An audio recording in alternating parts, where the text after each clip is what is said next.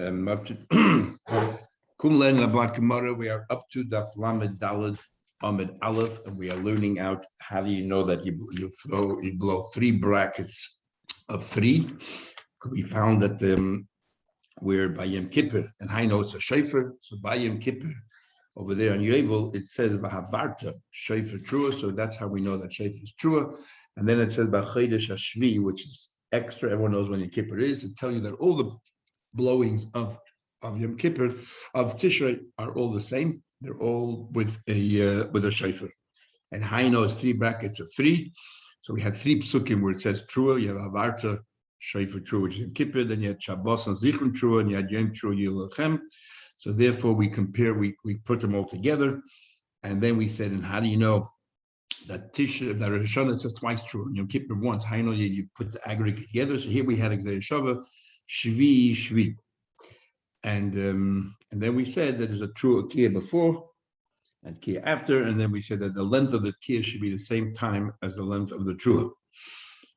Now, it says the Gemara, we're up to now about 10 lines from the top of the page.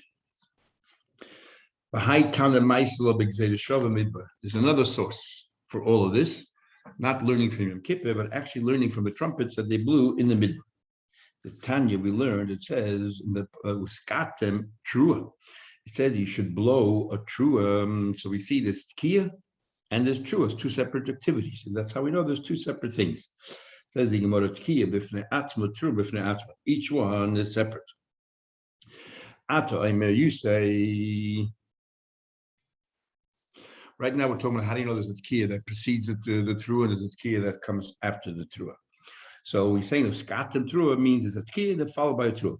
Saying, well, how do you know there's something separate there? Maybe it means blow a trua. It's not two separate sounds. It's an activity. The verb is blow, and then the description is what kind of blowing is a trua. When it says another pasuk, uvahakulas are called the trumpets used for different purposes when they're going to war. But if you're going just to invite everyone together, they should gather together. It says a pasuk titku, they should do the blowing, but not the trua. Clearly from here, there's two distinct sounds.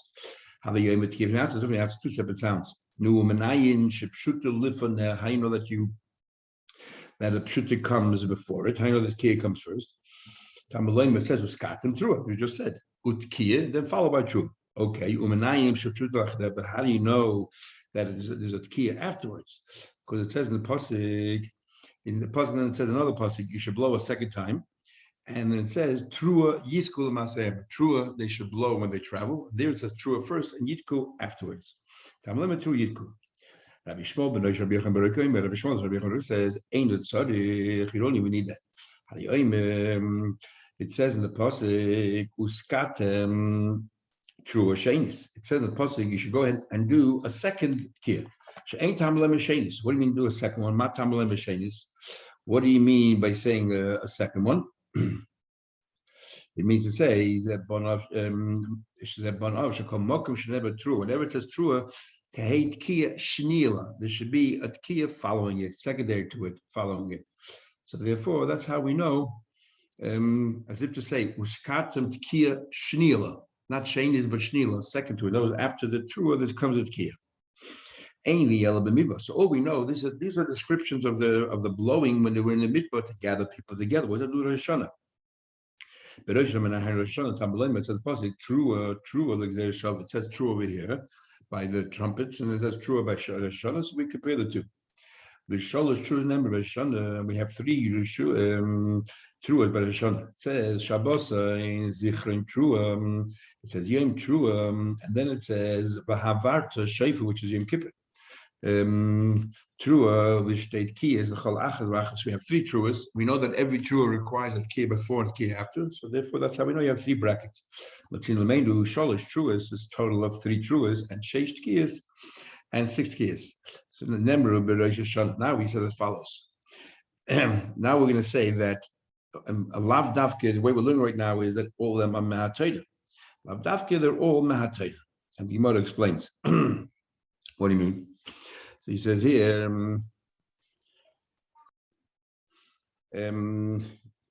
sorry. No, two of them are Medivrei Torah, Achas is Medivrei Sefer. Two of them are Mahat Torah, and one of them is Midrabanan. We have three brackets, not all three brackets have Mahat Torah. Shabbos and Zichron Trua, the pasuk where it says that breast Zichron Trua, and the pasuk Vahavarta Shefer Trua, which is on Yom Kippur, they're both Medivrei Torah. Of the Yom Trua Yilechem, that other pasuk which it says that in the 7th month, in the first day of the month, Mikra Kodesh, and Yom Trua Yilechem Lit Talmudei Huba. It's coming actually to teach. It's coming actually to teach another halacha altogether. It's coming to teach in the Gzeira Shava. We just said we have a Gzeira Shava between Rosh Hashana and the Chatzot. It says Trua. Which Trua we're using? We're using the Trua of Yom Trua Yilechem. So it's no longer there to teach us a din regarding Rosh Hashana. It's there specifically written for Gzeira Shava. So therefore, it's usually Talmud Yibas coming to teach us this Gzeira Shava. So all we have left Mahat Torah is one Trua by Rosh Hashana, Zichron Trua, and one Trua by Yom Kippur. Rav Shmuel disagrees. He says, in fact, only Achas Medivrei Torah. It's amazing. The Torah, according to him, only Mahat Torah you have to blow one trua, and then we learn our tutkiyas, and that's it. 3 sounds. And from that, it evolved to 100 or 130. And no wonder the Satan has nothing to say. Which pasuk is Mahat Torah? The pasuk by Yom Kippur, Vahavarta Shefer Trua. Shabbos and Zichron Trua. And Yom Trua Yilechem are both the Talmud Yibba. They're both coming to teach us different laws, nothing to do with teaching us blowing. Mila Talmud Yibba. Okay, we already said Yom Trua is coming with Gzeira Shava. Or you're going to say Zichron Trua, maybe it's the one for the Gzeira Shava. So what do you do with Yom Trua? The boy, to teach you Yom. The Yom B'lei B'layla. How do you know that you blow shofar only by day, not by night? For the pasuk Yom Trua. And the one who says that it's Mahat Torah, where does he know that by day, not by night? B'yom B'lei B'layla. Nafkal, he learned that. But B'yom Happy Kippurim. It says in that pasuk by Yom Kippur, Vahavarta Shefer Trua, you should blow the Shefer Trua in the 7th month, the 10th time by Yom Kippur, and it says here, B'yom HaKippurim, the day of Yom Kippur. So that's how we know you blow Shefer by day. And then the Gzeira Shava tells us the same thing by Rosh Hashana.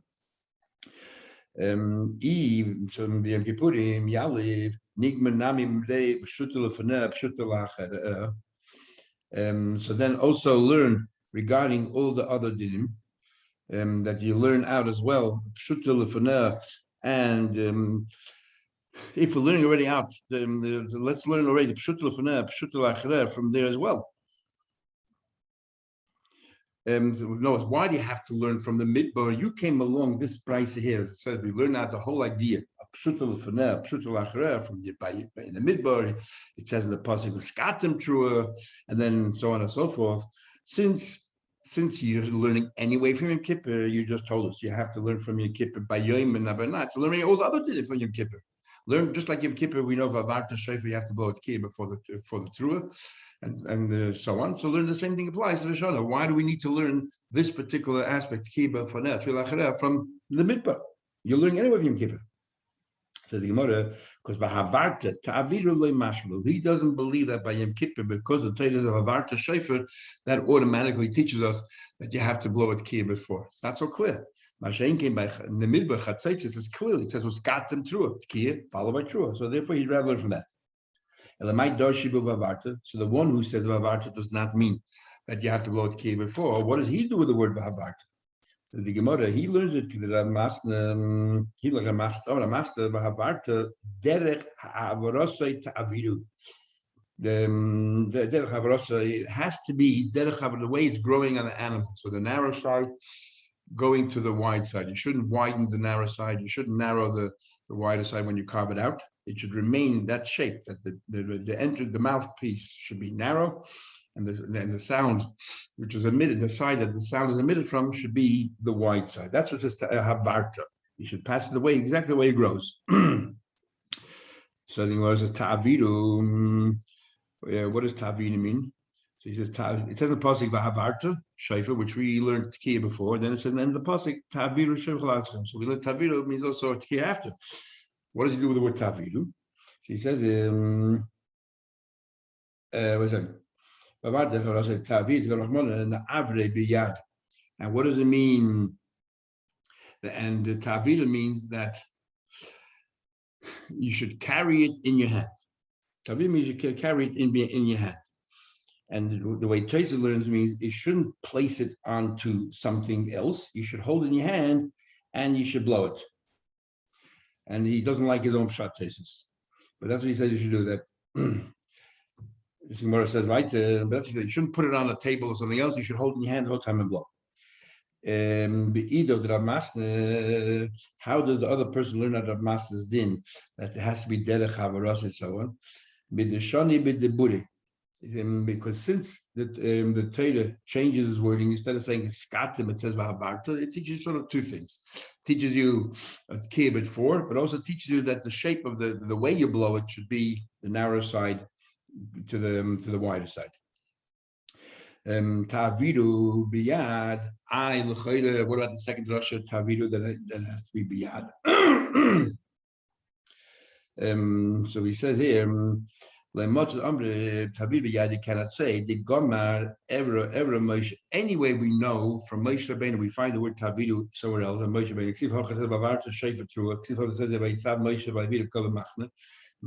just like they bekoil. In other words, the way Rashi learned, by the way, Taviru biyad means that you would think that means just pass it with your hand. So I'd say, no, use your voice. But he said, anyway, you wouldn't have thought that because it says, we learn that somewhere else. By Moshe Rabbeinu, it was Ma'avir, an announcement in the camp about stopping to bring any more donations to the Mishkan. And there it's with a sound, a voice. Well, the high Tana and this Tana, the Maislam and Midbar, the second Bryce, the first Bryce learned everything in Kippur. The second Bryce learns everything from the trumpets to the midbar. So why don't we learn from the trumpet to the midbar? There should be a trumpet, not a shofar. So Haitana the Maisla the midbar, Imala Chatzetz over there they use trumpets. No Avkan Chatzetzes use trumpets as well. Tamaloimer comes to teach you Tiku Bachoide Shofar. That's the pasuk Hill comes to tell you. It says you should blow shofar when Bakesa Liyem Chagenu, when the moon is hidden in the day of Yom Tov. Ezu Chag Shachodesh Mitchasabai, which is the Yom Tov that the moon is concealed. Haviyim is Rosh Hashana. Ukam Rachman. Technically, it says shofar. It has to be a shofar, not a trumpet. So we have two mekayros for the way we blow shofar today. Asking Rabavu went ahead and made a special takana because sorry, at Kia. This is what you blow. You blow Kia. Shloisha shvarim, 3 shvarim, trua, followed by a tkiyah. That's what he tashrat. That's the what he decided. What everyone should do. Says he, I don't understand. Malashach. So can I ask a question? Yeah. Why is Tehillim overriding the Torah? Because it's in the Torah that talks about Chatzotros, and it's Tehillim that says. Good question. The Tehillim cannot override the Torah. But the Tehillim can define it. We don't know what the Torah means when it says by Shofar, by Rosh Hashana, B'Havata. So we have an option to learn it from Exer Shabbat. Exer Shabbat is for something else. We have an option to include Exer Shabbat. Comes on David Melech and tells us this is what happened, that you blow Shofar. So now we know, go back to the Torah, that what we were meant to learn from this Exer Shabbat is limited only to the din that we want to learn, not regarding to the kind of instrument you're using. Regarding the kiyas before kiyah after, other details, but not regarding the instrument itself. So that's Dov is coming to define, not to teach. So otherwise, you can't go against the Torah, as you just said.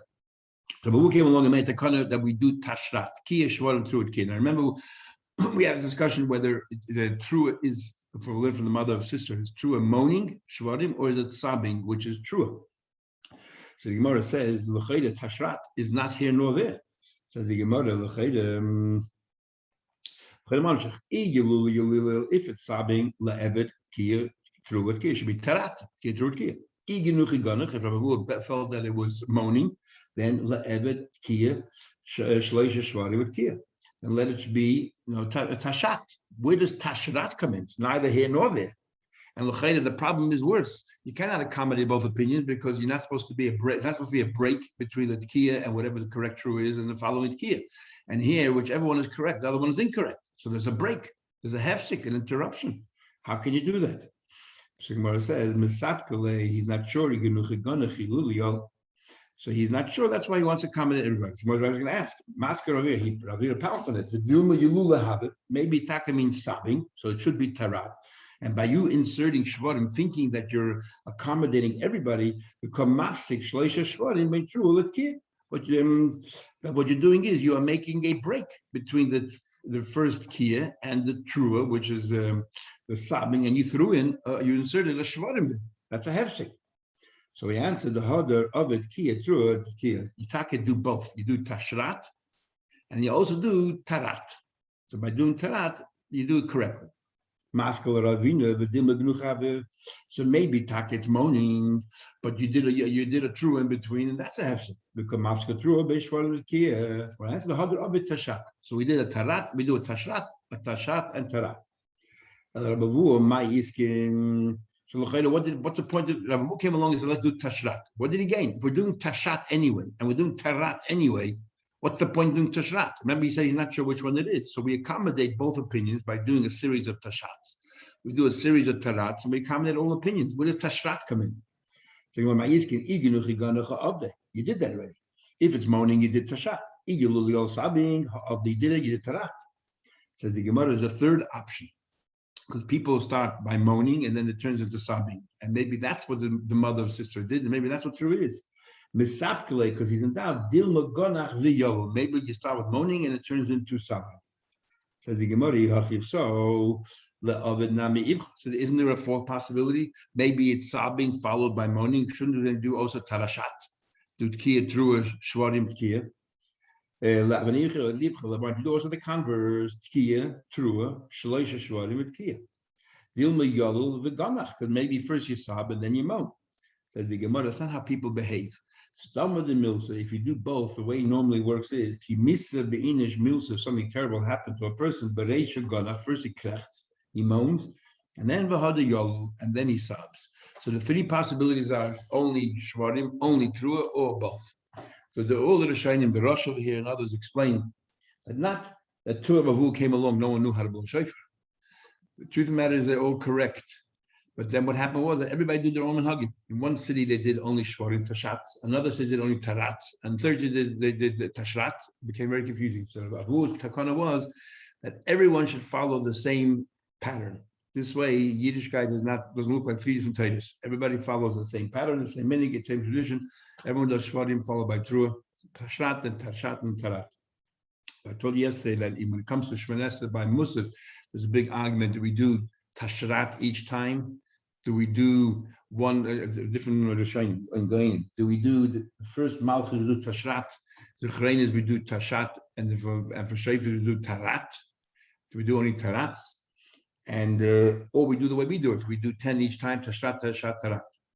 Those who do it, one of the Rishonim right, those who do it anything else other than the way we do it, tashrat, tashat, tarat, how can they do that way when Abu came along and made a gzeda that you have to accommodate all three different opinions? So you should do each time, you have to do a series of shofar blowings, you should always do tashrat, tashat, tarat, because you don't know which is right, or we want everyone to follow the same pattern. So Rabbein Tam says, another Shem say, since you already accommodated Avu, the first 30 keys we did after Kriyas Atayah, keys Muyusha, we did it correctly. It was all done. So then it doesn't matter in the following ones, you don't follow that particular pattern. You can be makel, do only tarats, so do tashat once, tashat the next, tarat third, and so on. The rules don't apply anymore. Okay, it says about further, let's say you blew the first sound of Masha Bishniya, and you blew the first sound, the first key properly. Then you did your trua, and then you did the second key long enough that you want it to be the beginning of the next bracket. It says, Shama Teishat Kiyas, but Teisha Shaz B'Yom Yotza. If you heard, he doesn't mean only Kiyas, he means if you heard different sounds of the shofar in the correct order, but not consecutively, you heard a little bit now, a little bit later, you are Yotza. You're totally Yotza. Shama Teishat Kiyas, but Teisha Shaz B'Yom, you heard the nine sounds you have to hear. Right? 3 truas and 3 kiyas before and after. You heard the 9 sounds. During 9 hours a day, every hour you heard another sound. Mites bnei adam ke'echad, if you heard it from 9 people simultaneously, lo yotza, you are not yotza. And Rashi has a problem with lo yotza. He says, we just learned a couple of days ago that if you really enjoy the sound, you can even hear from two people, like we had by Megillah. You can even hear from two people because you can discern the sounds. And the only reason why the shofar and the chatzaitzes, we blow the shofar along the chatzaitzes to tell you that's the main mitzvah. But if it's three sounds, you can hear it. So l'chayda, if you can hear it from different people, we said from one person you cannot hear two sounds. That's why Shomer was something special that people normally cannot hear from one person, two different sounds. One person can emit two sounds, one person you cannot hear from one person, but for different people you could. So how can you say lo yotza? So therefore Rashi's guide is yotza, you are yotza. However, Taisus is great as lo yotza, and he says the problem here is the reason why not because you cannot hear the sounds, because you're supposed to hear the tkiya before the trua. And if you hear 9 people blowing at the same time, one person the tkiya, one person the trua, one person another tkiya, you're not hearing the tkiya before. And in other words, according to Rashi, it's not a problem. It seems clear Rashi holds that you can hear tkiya trua at the same time, good enough. In other words, Rashi holds when we say that tkiya has to be before the trua, not because tkiya has to be before trua. It means the main problem is make sure the tkiya is not after the trua. It doesn't have to be before it, but it shouldn't be after. So if it's at the same time, it's good enough. Taisus learns that the tkiya has to dafka be before the trua. So therefore, if you have 9 people blowing at the same time, and one of them is the tkiya, one of the trua, the fact is that the tkiya is not before the trua. Therefore, that's why it's not good. Says the Gemara.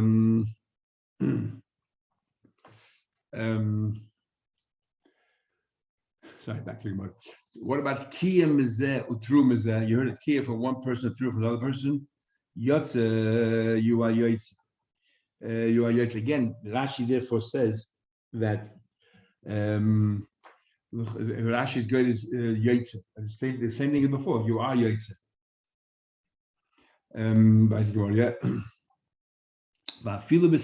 Even the pauses between one key and another key, even if it takes all day long, you are yotze. So we see clearly here the supports of Rabbi Yechon that you can hear you can hear 9 keys spread out through 9 hours, and it's good enough. Taisus learns very simple. 9 people ke'echad, you're not yotze because it came through at the same time. But if you heard tkiya first from this person and through it from another person, even though it's a while later, no problem, because you heard tkiya first. It doesn't have to be it's immediately next to each other. I feel a b'sirugin, even though many pauses. Says the Gemara, we really say that you can pause between one sound and another sound. Didn't Rabbi Yechon say the name of Rabbi Shimon?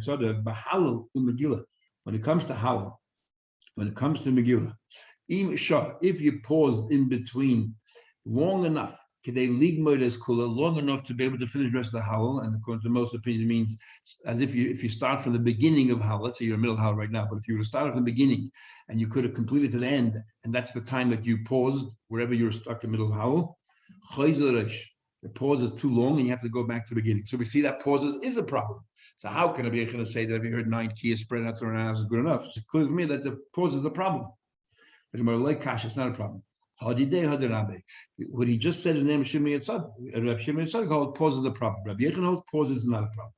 Says the Gemara, is that so? But the day he holds pause is not a problem. But Abahu have a shock of Rabbi Yechon. And once Abahu was following Rabbi Yechon, Abikori Krishma, and Abahu was reading Krishma, Kimata Limavois Matunaf, as he came to these streets that were filled with dirt, and Ishtek, he stopped, he paused, and busted the Chalav, and after he walked down the street, it took a while.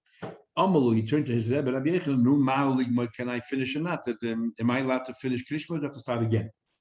Amalu, Rabbi Yechon said,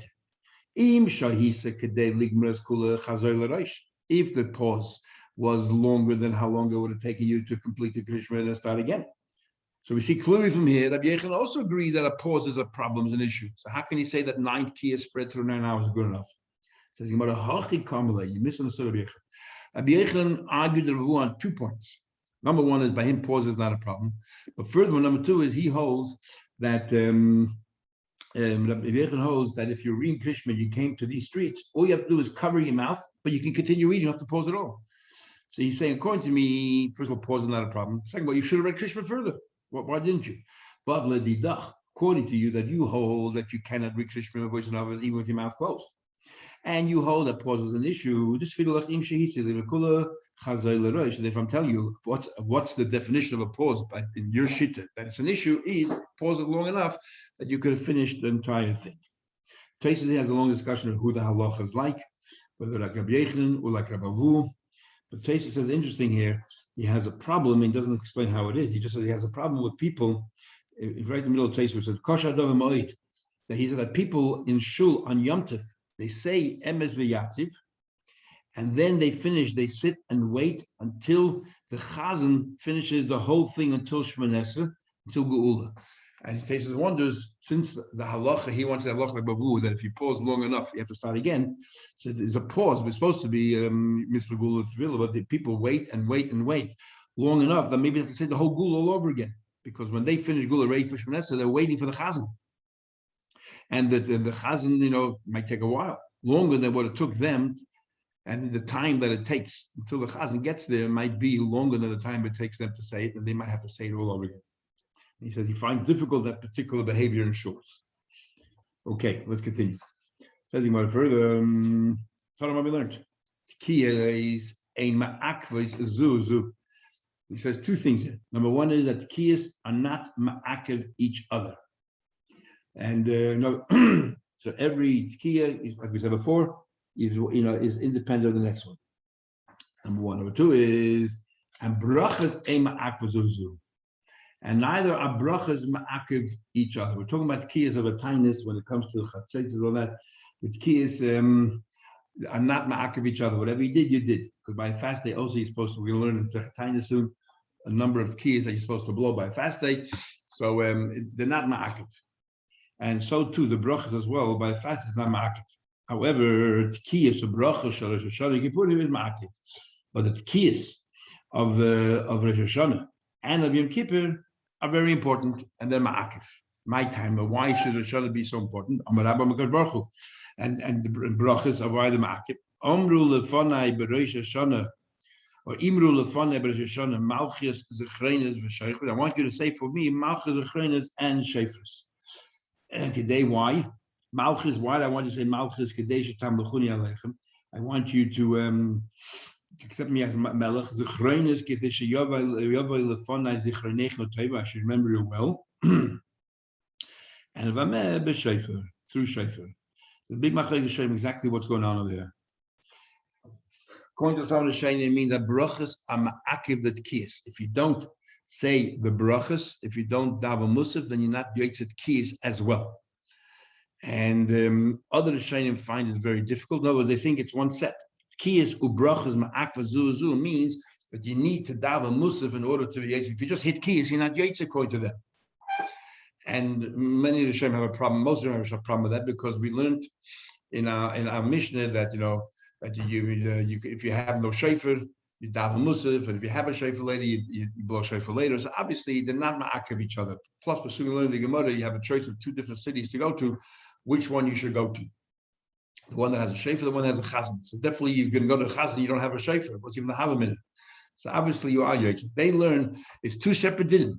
That the kiyas ma'akev zuzu means if you don't do the full brackets, you're not yotzet anything. You can't say, oh, I did a chalpach of kiyah, I did a part of a mitzvah or whatever. You can't say that. You haven't done anything.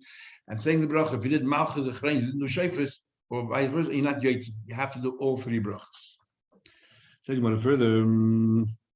Misha Beidach, you made a bracha back at this man was shayfer. It's okay, but even okay, you blow shayfer then.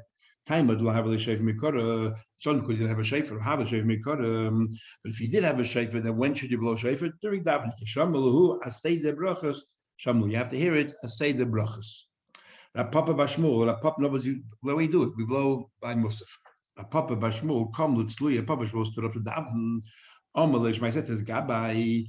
When you recognize that I am up to the parts, malchus and shayfus, tuckily blow for me. The way the Aruch learns, we're talking about in the quiet Shemona Esrei. We're going to blow in the quiet Shemona Esrei. I want you to, when you realize that I paused, blow the shayfus for me then. When do you say that you blow by Shemona Esrei? Only if you're davening b'chavar ear, only down with a minion. Only if you're davening a minion. And Tainam we learned when you hear the shayfer, shayman ala seder, you hear it in the correct order. Al seder brachas is in the order of the brachas. Remember when you're with the minion. But if you're not in the minion, but you're davening on your own, then shayman ala seder, you hear them ala seder, or shaloi al seder brachas, but not in musaf. So this is the way we learn Gemara, is the way we learn those are shining, the Aruch and others will learn that you do blow by the quiet Shmoneh.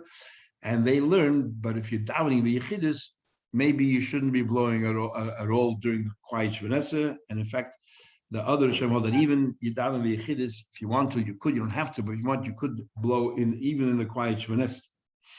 The other people learn that it's talking about the Chazaras Hashatz and nothing to do. And Yochid doesn't mean be Yechid like Rashi learns. Yochid means the people who, Yochid means quiet Shmoneh, because by quiet Shmoneh, everyone davens on their own. And Chavri means when you're davening collectively, which means when you're davening Chazaras Hashatz. So they learn that a Yochid does not, you don't blow at all in the quiet Shmoneh. In fact, that's how Avnei Nezer learns that. Avnei Nezer is a Pella because he was a Chassidish Rebbe, and yet he comes out against all Chassidim, which is a Pella. He says about Shem Tov was holy, he could have done it, but others shouldn't be doing it, blowing the quiet Shmoneh. But anyway, all Chassidim do, and others as well. So that's the machlekes. What does Shalei B'Chavri mean? Does it mean like Rashi learns if you're davening b'Yechidus, but if you're davening a minyan, you do blow, which sounds like the Aruch that you blow even in the quiet Shmoneh, or it learns like the others that say Yochid means those when you daven Shmoneh. And the machlekes revolves around an interesting question. When we daven the quiet Shmoneh, is that called davening in a minyan? When we say you're davening with a minyan, is it only the loud Shmoneh that's called a minyan because we're all answering Amen to the same brachas, we're all davening together? But the Tefillah Balach, the quiet Shmoneh, each one's doing their own thing. That's not part of the minyan. That's b'yachid, even though we're all in the same room. Or is the quiet Shmoneh also considered a minyan? And that's the machlekes here. If the Rashi learns that the quiet Shmoneh is you're still davening with a minyan. So when it says yachid, it means when you daven b'yechidus at home. But the other Rishonim hold that you don't blow in the quiet Shmoneh. So they learn b'yachid means each individual davening is a yachid, and they hold that when we say you daven with a minyan, it's the Chazaras Hashatz. Then he continues. The Yochid Shaloi Taka, if a person didn't blow shofar themselves, Chaveda Takele, his friend should blow for him. Very interesting. It sounds like here that there's a mitzvah for every individual to blow shofar, because there's a big machlekes. Rabbi Tam holds the mitzvahs to blow shofar, most Rishonim hold the mitzvahs to listen to the shofar, and the bracha reflects it. Lishmoya kol shofar, not like Rabbi Tam says the bracha is l'tkoya shofar, but the Gemara says here the Yochid Shaloi Taka, as if to say, really, you were takeya for yourself. If you didn't, Chaveda Takele, as if that's not the way it's supposed to be. If the mitzvah is to listen, and that's how we set it up. One person blows, everyone listens. The Yochid Shalei Beidach, but if somebody, let's say, did not daven Musaf, ain't Chaveda Mevorach Olav. You cannot throw out davening Musaf on your behalf. If you have a choice, it's more important to hear Shofar Hashanah than to daven the brachas. What do you mean, Kate said? Shtei Ayor, you have two cities. Ba'achaz Toikin, one city you have about Tekeya. Uba'achaz Vorchaz, you have a Chazan Yadav. Remember those that had not Machzedi. Better go to the place that they blow. But don't go to the place that makes a bracha.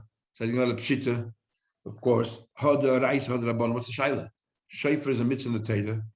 Davening a mitzvah in the Rabbanon. Of course, you got to go to where you're going to go here shofar. So most of the interesting thing. We're talking about a case. The afal gav the ha vaday b'ha safik. We're talking about a case is where definitely there's a chazan there. They're going to have a minyan. They're going to have musaf. The place with the other city of the shofar, you're not 100% sure there's a shofar there. You heard the rumor there might be a shofar there.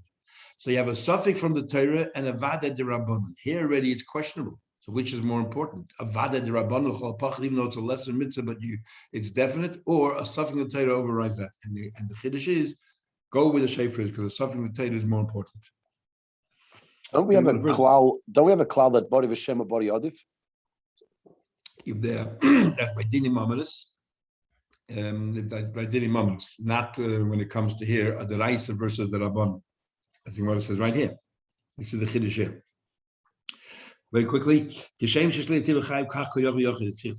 does every single individual. Actually, we'll stop right here because tomorrow night is a very short daf, so we'll finish the Masechta tomorrow night.